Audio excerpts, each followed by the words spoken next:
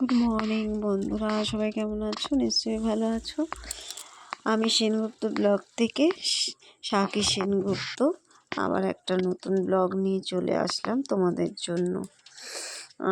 তোমরা যেহেতু আমার ব্লগগুলো দেখো, তাই আরও বেশি উৎসাহিত হয়ে আমি মনে করছি আমি কয়েকদিন বাদে বাদে পারলেও তোমাদের জন্য একটা ব্লগ দেবো। কারণ যাই হোক, তোমরা তো আমার এই ব্লগগুলো দেখছো, তাতে আমার না খুব আনন্দ লাগছে। যাই হোক, আমাকেও কেউ দেখছে, মানে আমাকেও দেখার মতন লোক আছে। মানে আমরা যে ঘরে যারা কাজকর্ম করে গৃহবধূ, তা তো সারাদিনই নিজেদের কাজকর্ম নিয়ে ব্যস্ত থাকে। এই দেখো না, সকাল থেকে উঠে ছেলেকে স্কুল দিয়ে আসলাম, আর তারপরে আমি চা করছি। তার আগে কিন্তু কাজ হয়ে গেছে অনেকটাই।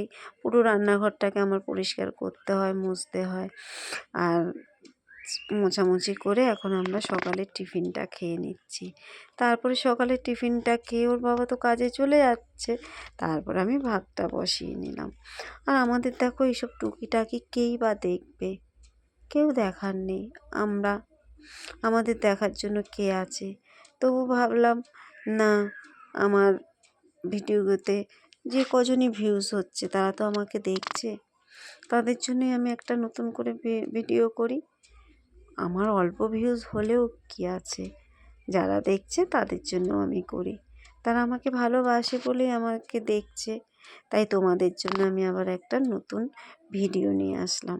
আর যারা যারা দেখছো, তারা আমাকে একটু দয়া করে কি করবে, এটাকে একটু শেয়ার, লাইক, কমেন্টসটা একটু করবে, কিন্তু করে দেবে, তাহলেই ভালো হবে।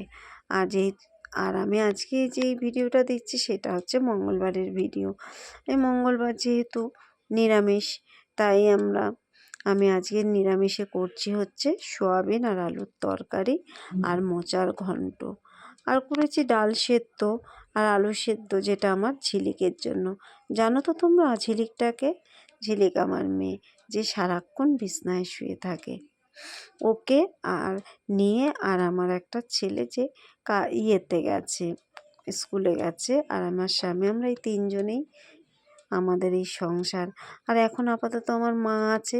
ওই যখন আমার অপারেশনটা হয়েছিল, টিউমার অপারেশনটা, তখন আমার মা এসছে, এখনও যেতে দিইনি।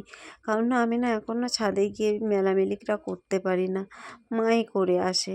তার জন্য আর আমার ঝিলিককে খাওয়ায়, মানে একা হাতে না আমি না আর পারি না। এখন অপারেশনটা করার পরে প্রচণ্ড দুর্বল হয়ে গেছি, একা হাতে আমি সমস্ত কাজ করতে পারি না। যাই হোক, মা থাকলে কতটা সাহায্য করে বলো আমাদের মেয়েদের, তাই মাকে রেখে দিয়েছি। মা আমার সাথেই আছে। আর এখন আপাতত রান্নাবান্না প্রায় হয়ে এসছে।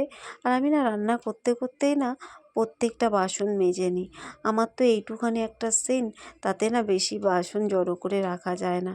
তার জন্য আমার একটা পদ হয়ে যায়, সঙ্গে সঙ্গে আমি রান্নার ঘরে সব বেসিনে যা আছে সেগুলো মেজে নিই, তারপরে আবার আরেকটা পদ আরম্ভ করি।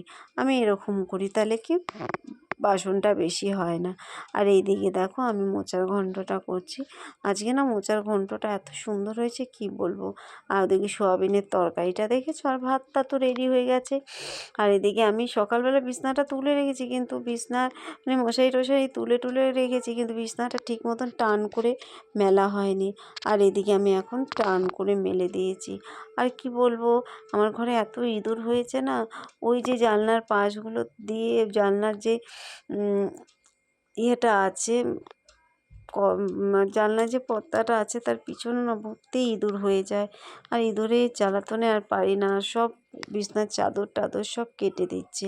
আর তাই প্রত্যেক দিন ওই কিনারটা উঠিয়ে ঠিক করতে হয়। আর আমার এখন স্নানও হয়ে গেছে আর পুজোও হয়ে গেছে। তারপরে আমি চলে গেছি দেখো আমার ছেলেকে আনতে, আর আমরা এখন খেতেও বসে পড়েছি। আমি এখন খাই, আবার পরে আরেকটা নতুন ব্লগ নিয়ে চলে আসবো। টাটা।